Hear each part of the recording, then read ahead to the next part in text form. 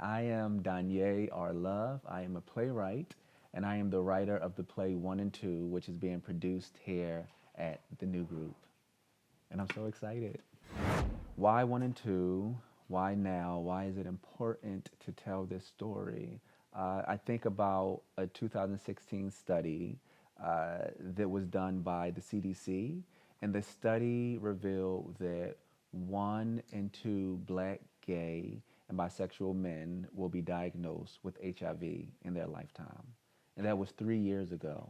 And so, as I sat with that reality and how absurd that statistic is, it made me realize that I am one in every two.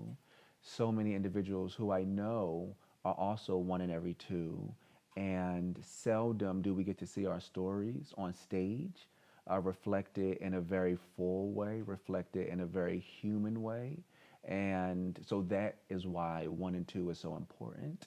And that's why One and Two needs to exist now, because the very reality of it is One and Two means half of black, gay, and bisexual men will be diagnosed with HIV in our lifetime. And needing to see images, needing to see stories that reflect that and that help combat the stigma and the shame so that that statistic can be eradicated. So that's why One and Two is important now.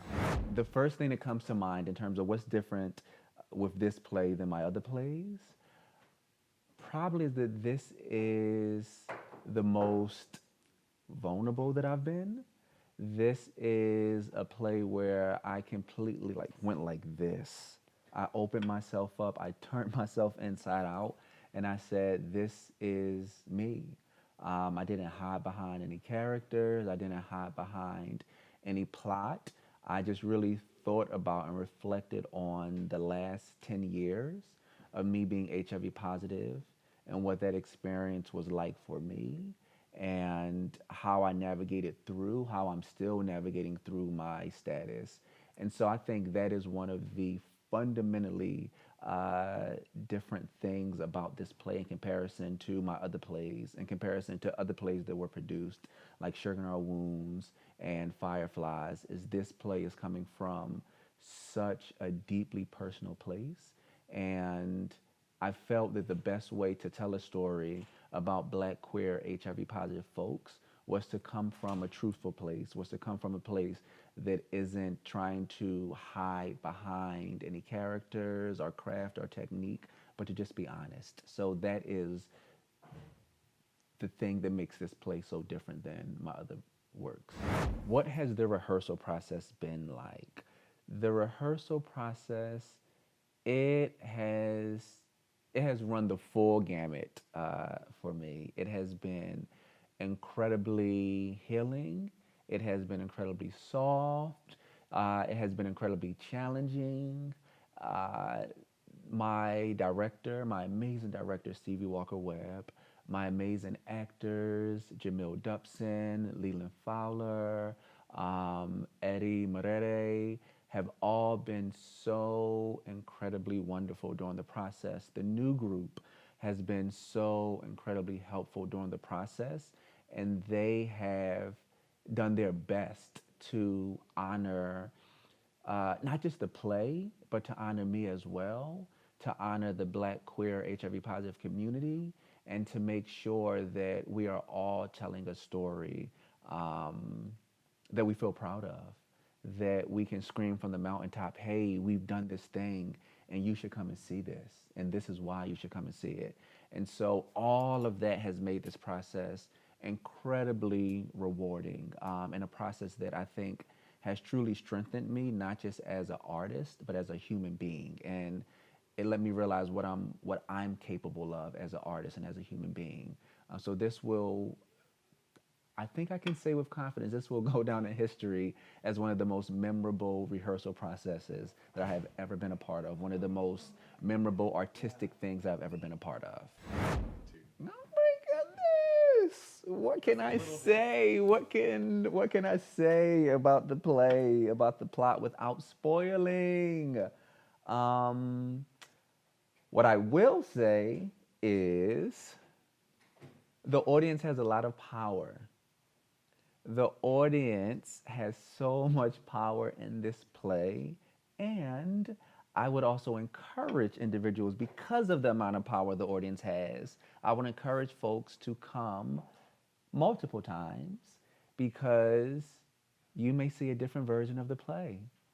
With a play like this, what I would hope individuals take away is being able to see a candid, being able to see a full experience of someone who's black, queer, and HIV positive, and what it is like to be black, queer, and HIV positive today.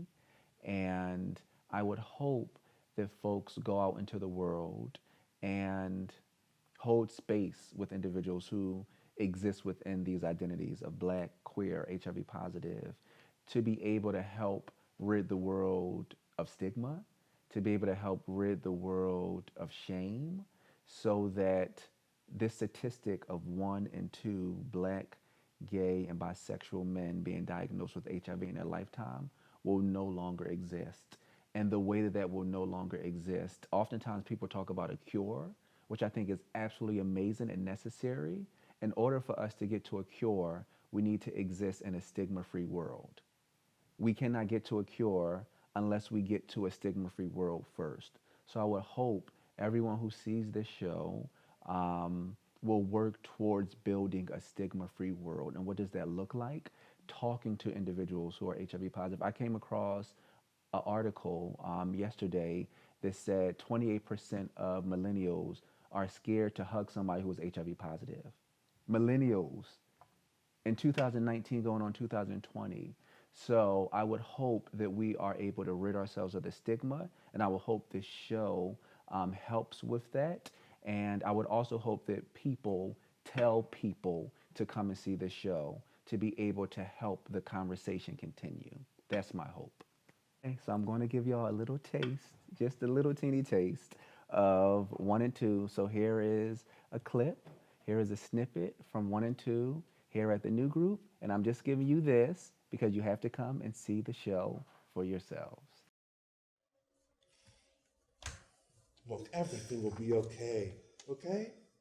I mean, yes, your life will be a bit different, but overall it'll be the same. Nothing will really change. When I found out I had diabetes, I thought everything would be different, but it wasn't.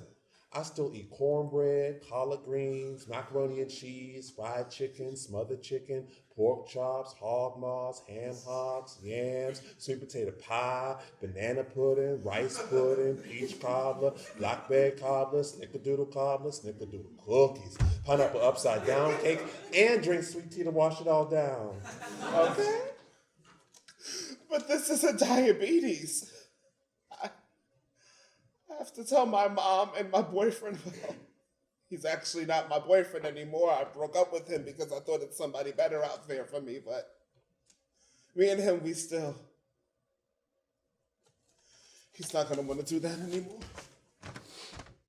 And so you can check out 1 and 2, which is being produced by the new group at the Signature Theater. And you can go to thenewgroup.org to get your tickets. There's some amazing codes going on that exist right now, codes that help make the show affordable, codes that help you see the show multiple times. So you can definitely go to thenewgroup.org. Major shout out for them for producing this play, for believing in this play, for believing in me. And also a major shout out to my community, my black community, my queer community, my HIV positive community, and my community that exists on the intersection of all three, my black and queer and HIV positive community, because this play, this show is for you. Seldom do we get to see ourselves reflected, so this is for you. Anyone and everyone can see it. Anyone and everyone has seen it thus far, and I'm so grateful for that, and I'm also grateful for my community, because this is for us.